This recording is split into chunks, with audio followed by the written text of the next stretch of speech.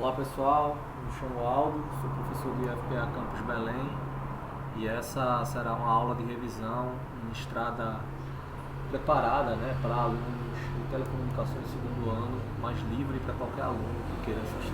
Tá? Então vamos lá, eu separei alguns exemplos para a gente discutir na aula de hoje e eu quero começar com esse exemplo 1. Certo espelho côncavo apresenta raio de curvatura igual a 0,5 metros. A distância focal desse espelho em centímetros é igual a... Então, o raio de curvatura do espelho é 0,5 metros. Nós sabemos que o raio de curvatura é a distância entre o centro da calota esférica e o vértice do espelho. E sabemos também que o raio de curvatura é igual a 2 vezes a distância focal. Tudo bem? Assim sendo, a distância focal é o raio de curvatura sobre 2. Isso daqui vai ser 0,5 sobre 2, que dá 0,25 metros. Para passar para centímetro, basta multiplicar por 100. Portanto, a distância focal é 25 centímetros. E aí a letra C. Além dessa expressão, quando eu vou estudar os espelhos esféricos, eu posso usar a equação de Gauss, que diz que 1 sobre F é 1 sobre P mais 1 sobre P', e posso usar o aumento linear transversal, que diz que a altura da imagem sobre a altura do objeto também é igual ao negativo da distância da imagem ao espelho sobre a distância do objeto ao espelho. Isso nos dá algumas informações. Observe que se a distância focal ela é positiva, o espelho é côncavo. Se ela é negativa, o espelho é convexo. Observe que se o P' ele é positivo, eu tenho uma imagem real. Se o P' é negativo, eu tenho uma imagem virtual. Tá? Observe também que sendo I positivo, eu tenho uma imagem direita. Sendo I negativo, eu tenho uma imagem invertida. Se o módulo do A é maior do que 1, obviamente a minha imagem é maior que o objeto. Se o módulo de A é menor do que 1, a minha imagem é menor. Tá? Então, vamos agora resolver outro problema. Problema 2. Julgue as afirmações feitas acerca da formação de imagens por espelhos esféricos côncavos e convexos. Espelhos côncavos podem conjugar imagens reais e virtuais. Bora testar? Eu preparei uma simulação para testar isso. Aqui você tem um exemplo de um espelho côncavo, tá? E no momento ele está gerando uma imagem invertida, mas real, né? Porque ela é formada pelos raios de luz. Se eu afastar cada vez mais o meu objeto do meu espelho, a minha imagem ela vai diminuindo de tamanho, né? Se eu aproximar até uma distância próxima à distância focal, a minha imagem vai aumentando de tamanho. Entretanto, se a distância é menor do que a distância focal, acontece uma outra situação aqui, ó. A minha imagem passa a ser direita, porém invertida, e se torna virtual. Por quê? Porque ela passa a ser formada pelos prolongamentos dos raios de luz.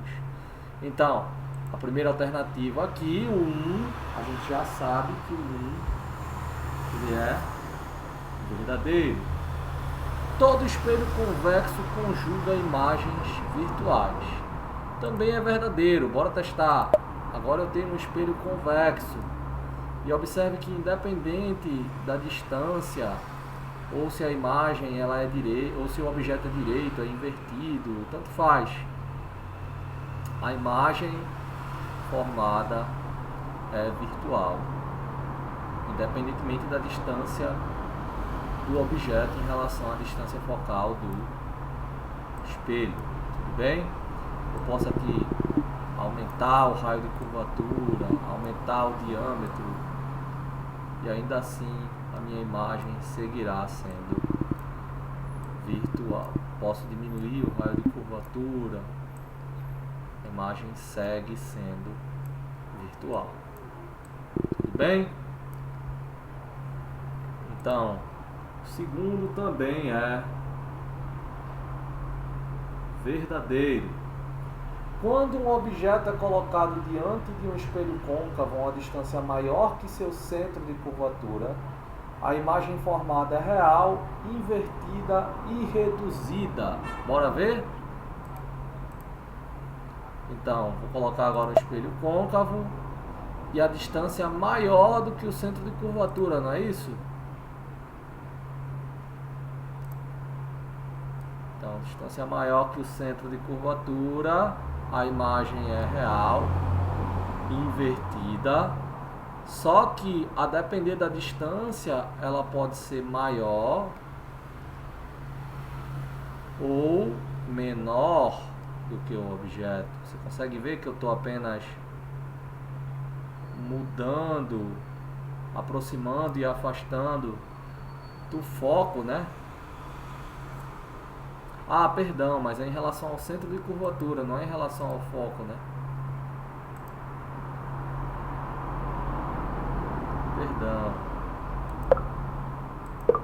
Então é em relação ao centro de curvatura, não em relação ao foco. Eu estava fazendo em relação ao foco aqui.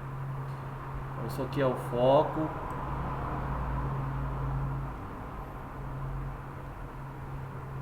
E aí, de fato, né?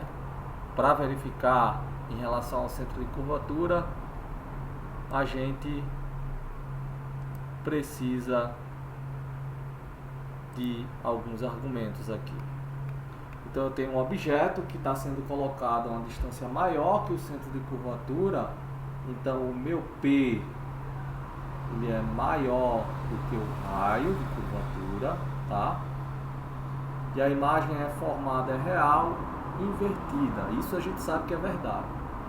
Agora ele diz também que a imagem é reduzida, ou seja, a imagem é menor do que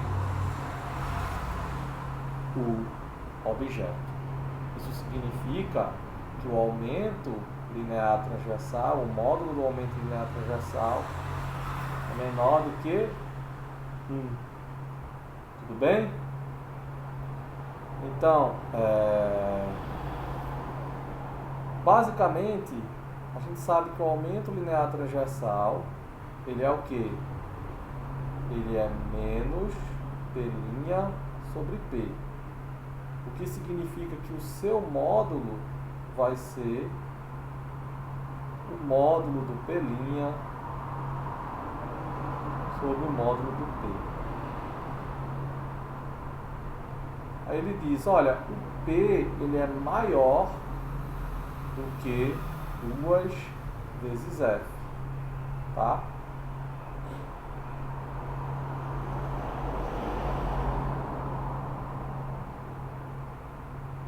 Tudo bem.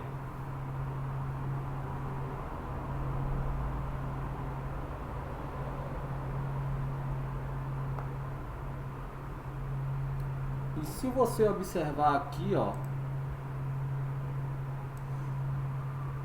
na minha simulação, à medida que eu me afasto do espelho, a minha imagem ela vai se aproximando do espelho, tá? Tudo bem? Então, certamente existe um ponto onde a distância da imagem e a distância do objeto ao espelho são iguais. Tá ok? Aqui vale lembrar também aquela outra equação que é 1 sobre F igual a 1 sobre P mais 1 sobre P'. Tá? Se eu faço o P ser igual a 2 vezes F, o que eu vou ter aqui? 1 sobre F igual a 1 sobre 2F mais 1 sobre P'. O que significa que 1 sobre P' é 1 sobre F, tá? 1 menos 1 sobre 2. Melhor eu fazer isso de um jeito mais lento, né? Isso aqui significa que 1 sobre F menos 1 sobre 2F é 1 sobre P'. Isolando 1 sobre F, eu vou ter 1 sobre F, 1 menos 1 sobre 2, igual a 1 sobre P'. De modo que 1 sobre P' vai ser igual a 1 sobre 2F, o que significa que o P' também será 2F. Então, exatamente quando a posição do objeto é o centro de curvatura, o aumento linear transversal em módulo é igual a 1. O que isso significa? Isso significa que quando o P é menor do que o R, ou seja, está entre o R e a distância focal, tá? O que acontece com a minha imagem? A minha imagem, ela é invertida, tá? Real e maior do que o objeto, até a distância focal, tá? Entretanto, a partir do momento aqui, ó, nesse ponto aqui, ó, onde a posição da imagem e a posição do objeto coincidem, você tem exatamente que a altura da imagem é igual à altura do objeto, em módulo, tá? E se eu pegar o meu objeto e colocar em regiões mais distantes do espelho do que o centro de curvatura do espelho, do que o raio de curvatura do espelho, a minha imagem passa a ser menor do que o objeto. E quanto mais eu afasto, menor a minha imagem vai ficando. Assim sendo, de fato, todo objeto que é colocado diante de um espelho côncavo a uma distância maior que seu centro de curvatura tem imagem real invertida e reduzida. Tudo bem? Verdadeiro.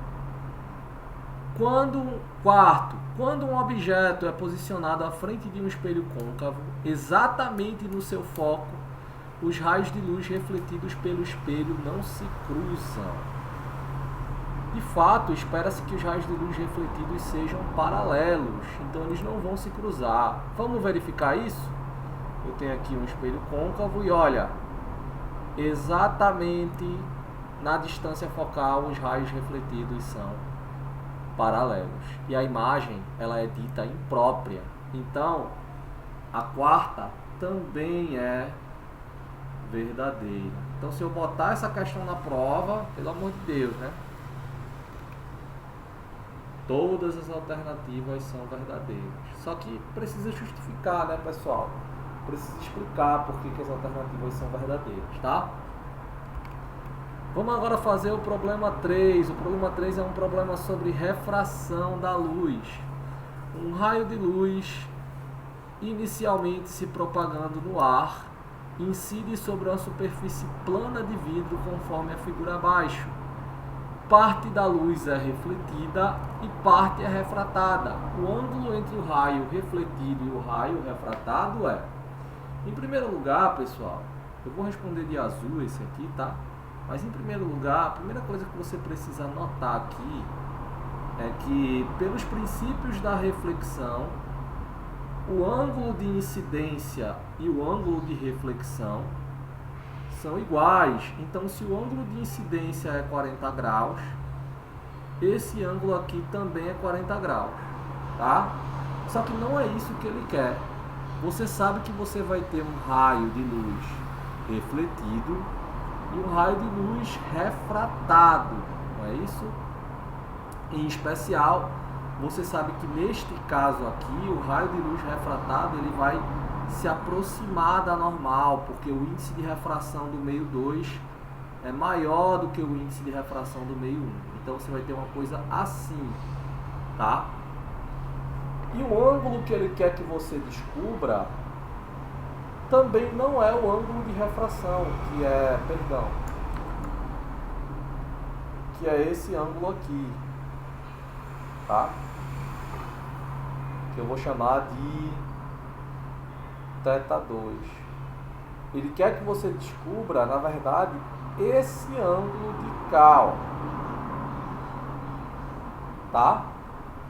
Ele quer que você saiba qual é esse ângulo X aqui. Que ângulo X é esse aqui? Só que para eu saber qual é o ângulo X, naturalmente eu preciso descobrir quem é o θ2. E como é que eu faço para descobrir quem é o θ2? Usando a lei de Snell, que ela diz o seguinte: N1 seno de θ1 é igual a N2 seno de θ2. Tudo bem? Ok? Ok. Então, usando a lei de Snell, naturalmente eu vou ter que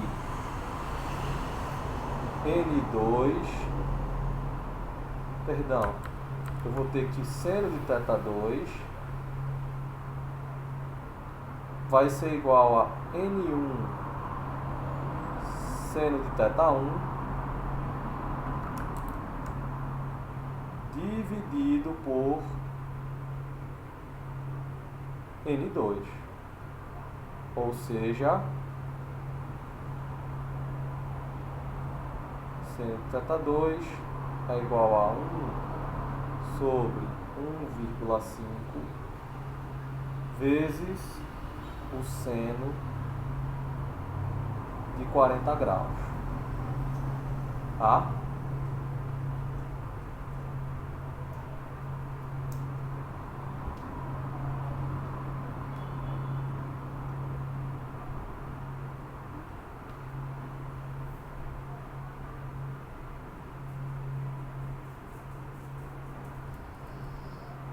Aí só um minuto, que eu estou calculando aqui.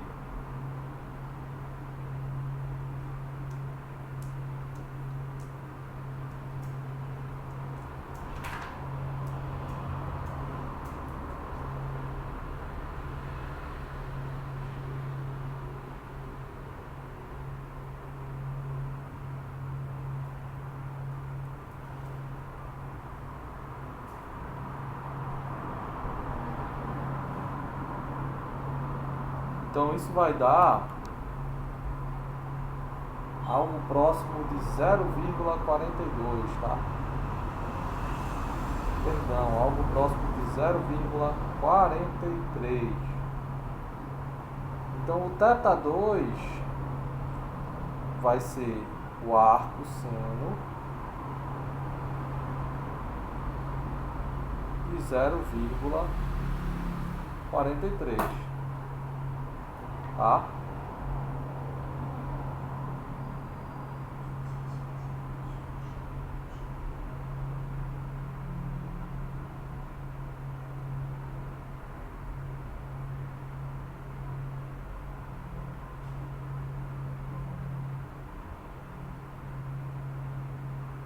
E aí, deixa eu só fazer essa conta.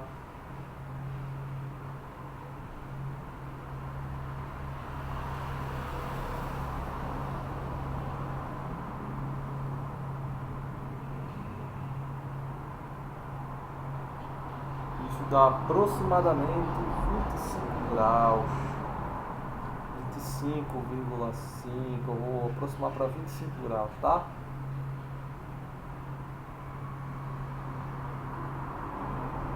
Claro que na prova eu vou dar essas informações, tá? Os arcos, tudo certinho.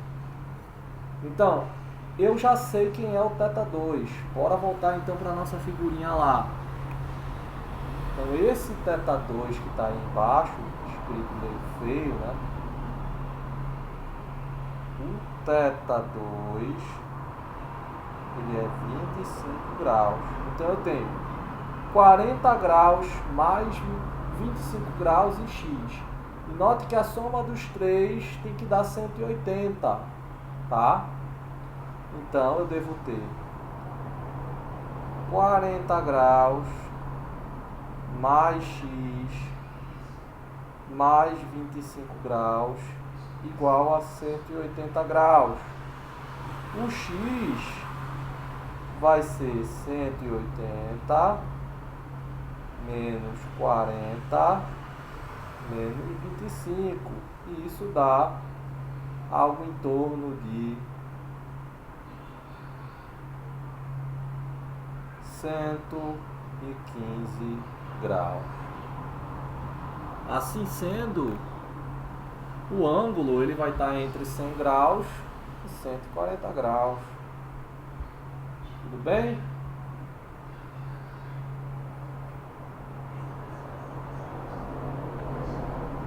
Problema 4, problema mais simples. Com a finalidade de caracterizar uma lente convergente, um aluno colocou-a perpendicularmente aos raios solares, verificando a formação de uma imagem nítida do Sol a 0,40 metros da lente. A convergência dessa lente em dioptrias vale. Então, vê, tu tem uma lente e o Sol está muito longe dessa lente, beleza? E essa lente, ela é convergente. O que acontece? Como o Sol está muito longe da lente, os raios solares eles vão incidir na lente como se eles estivessem perpendiculares à lente, ou seja, paralelos ao seu eixo principal. Assim sendo, suponha que... Deixa eu desenhar isso direito, né? Tá meio feio esse desenho, vamos desenhar direito. Então, deixa eu desenhar direito e explicar para vocês. Veja. Isso aqui é minha lente. Lente. Tudo bem? E a minha lente, ela é convergente.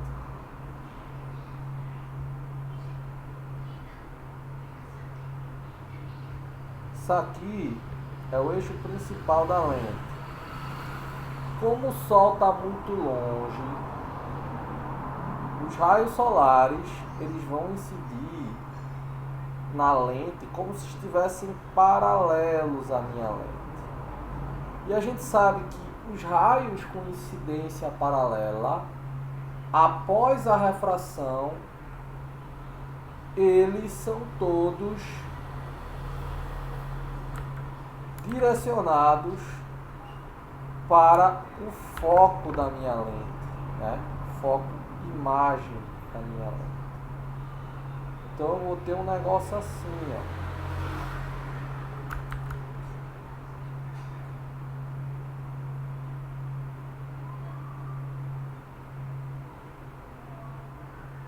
Então a imagem nítida do Sol, ela se forma exatamente na distância focal, tá?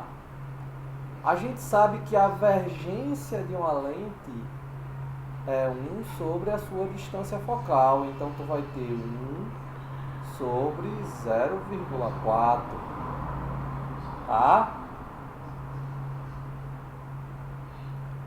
Tudo bem?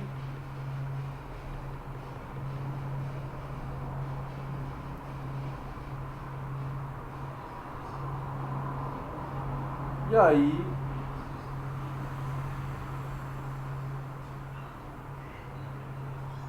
fazendo essa conta,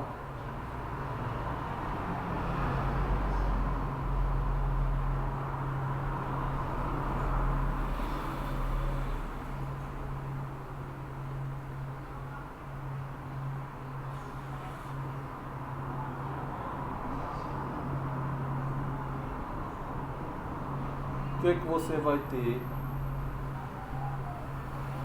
Você vai ter que o V é 2,5 dioptrias. Muito fácil esse problema, né? Vamos para o próximo. Um dispositivo de segurança muito usado em portas de apartamentos é o olho mágico. Ele é uma lente que permite que o visitante que está aguardando do lado de fora, permite ver o visitante que está aguardando do lado de fora. Quando o visitante está a 60 centímetros da porta,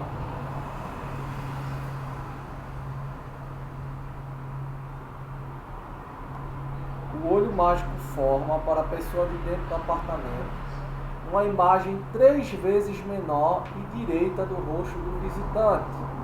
O valor absoluto da distância focal dessa lente em centímetros vale. Então a primeira coisa que você precisa saber é qual é o tipo de lente que se usa em olho mágico. E aí eu digo para você, meu parceiro, o tipo de lente usado é a lente divergente, tá? Tudo bem? E por que é a lente divergente?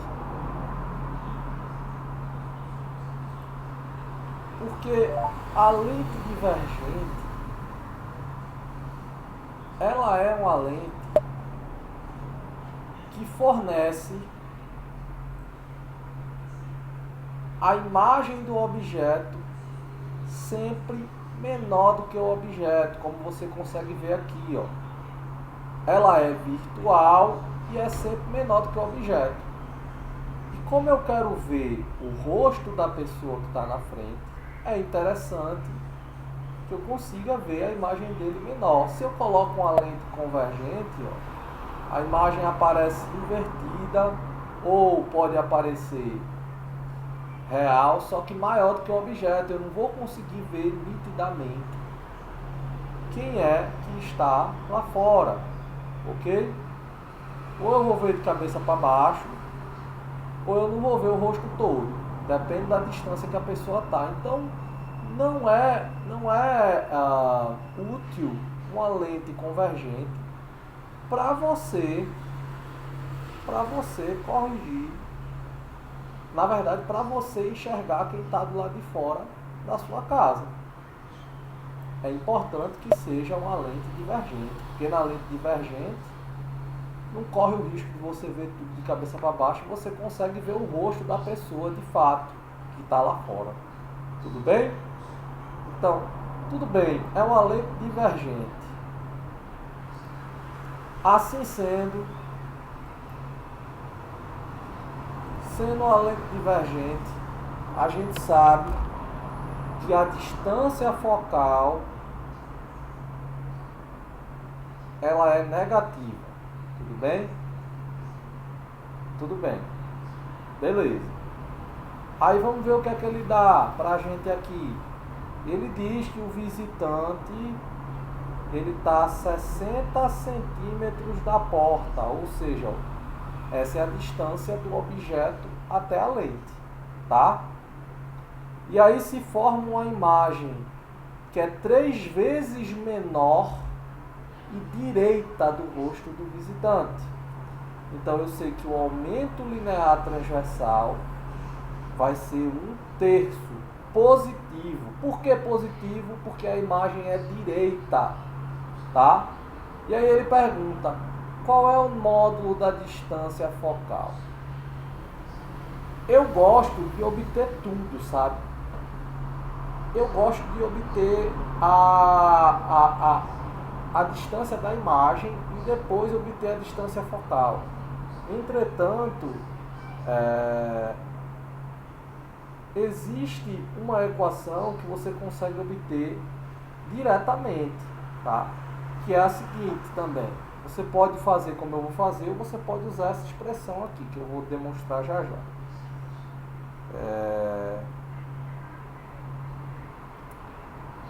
Você pode pegar e usar essa aqui, que o A é o I sobre O, e isso é igual a menos P' sobre P. E você pode pegar, esse meu igual aqui ficou uma tristeza, e usar também que o A é F sobre F menos P. É facilmente demonstrável essa equação aqui, tá? Facilmente demonstrável. Você só precisa partir da equação de Gauss e demonstrar ela. Eu vou fazer do jeito que eu gosto, mas você pode fazer de outro jeito. Então vamos lá.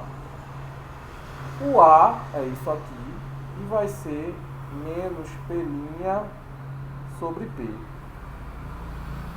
O que significa que o P' vai ser menos P sobre 3, ou seja, menos 60 sobre 3, que dá menos 20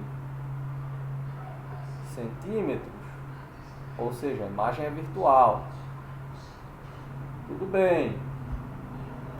Agora que eu tenho P', eu vou pegar e vou usar 1 sobre F é igual a 1 sobre P mais 1 sobre P'. Então eu vou ter o que? Que 1 sobre F vai ser igual a 1 sobre 60 menos 1 sobre 20. Eu tiro o MMC disso aqui, né? Dá o próprio 60. Fica 1 menos 3. Isso aqui vai ser... Claro que para ser o menos 3, eu pego esse cara aqui, divido pelo denominador, tá? E multiplico pelo numerador. 60 dividido por 60 dá 1. 1 vezes 1 é 1. 60 dividido por 20 é 3. Vezes 1, 3. Então isso aqui vai ser menos 2 sobre 60. Assim sendo, o F vai ser o quê? Menos 60 sobre 2, que dá menos 30 centímetros. Assim, o módulo do F é 30 centímetros. Vamos agora fazer do outro jeito que eu falei que ia fazer, né? Então, no problema, ele diz que o P é 60 centímetros e que o A é 1/3, não é isso? E aí eu posso usar aquela expressão lá, A é igual a F sobre F menos P. Só que eu não gosto de usar uma equação que eu não mostrei de onde vem, então preste atenção. Tu sabe que 1 sobre F é igual a 1 sobre P menos 1 sobre P', né? Isso significa que 1 sobre P' é igual a 1 sobre P. Perdão, aqui é mais, né? É 1 sobre F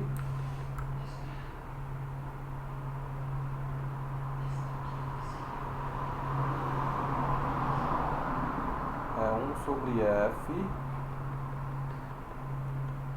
menos 1 sobre P, é isso? Ou seja, 1 sobre P' é F vezes P, aqui eu só estou demonstrando a equação, tá? Sobre P menos F, tudo bem? Assim sendo, P' F vezes P sobre P menos F. Tudo bem? Só que a gente sabe que o A é menos P' sobre P. Então isso vai ser igual a menos F vezes P sobre P menos F dividido por P. Aí esse P corta com esse P, tá? E esse menos aqui corta e inverte aqui esses dois. Então o que eu vou ter é exatamente aquela expressão lá, ó, que o A é F sobre F menos P. Então, tendo demonstrado a expressão, né, mostrando que ela não sai de vozes da minha cabeça, vamos voltar para o problema. Então, o P, o danado do P, aí você escolhe o jeito que você quer fazer. É 60 centímetros. E o A é 1/3. Aí eu vou usar, ó, A é igual a F sobre F menos P. Assim sendo, 1/3 vai ser igual a F sobre F menos 60. Meio pelos extremos, eu vou ter F menos 60 igual a 3F. Ou seja, 3F menos F é igual a menos 60. Menos, ou seja, 2F é menos 60, portanto, F é menos 60 sobre 2, que dá menos 30 centímetros de novo. Então, pessoal, eu quero pedir perdão pelo vídeo ter ficado um pouco longo. Quero agradecer a todos que assistiram até aqui e boa sorte na prova. Forte abraço para todos vocês. Nos vemos no próximo.